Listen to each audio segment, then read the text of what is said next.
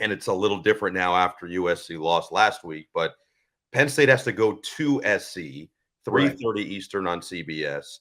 It's a long road trip for Penn State, the time zone difference, and we've also seen the challenges for all of these schools that have been changing time zones. In fact, the only school that has won when having to change multiple time zones in the Big Ten this year is Indiana, going to UCLA week 3 in the game that we were at. Other than that, everybody else has lost. Mm-hmm. And so I'm curious to see what the number 4 team in the country does. I'm curious to see what USC looks like after the loss last week as well. Yeah, I am too. I mean, this is a great opportunity to see what kind of bounce back USC has. You know, what kind of mental toughness they have to come back from a disappointing loss on the road and now try to defend their home turf. You know, for Penn State, here's what I'll say. Again, I mentioned Nick Singleton. I think he's a big factor for them offensively going forward, and his health is a big deal. But they say this in basketball, and you can say it in football too.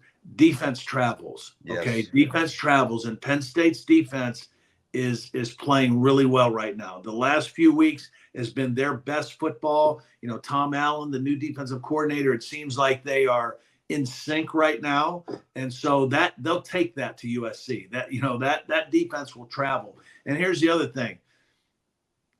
Coming off of a loss for USC and now a couple losses on the season, the Coliseum's a beautiful place, all right, but it will not be a raucous environment, hard for Penn State to go in there and play. It won't be anything like the whiteout or what we saw at Penn State when Illinois came into play. It won't be anything like we saw in Seattle on Saturday or what we'll see this week in Eugene. So the crowd aspect will not really be something Penn State has to deal with, I don't think.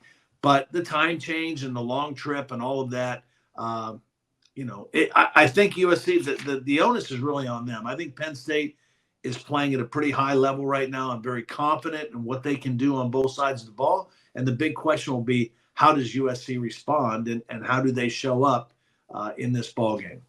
Fascinating point in both of their seasons for Penn State, now into the top 4 and undefeated for USC. A loss would get them to 3-3 after that week 1 had people believing, oh, wait, this team could be different, could be a legit contender, a legit threat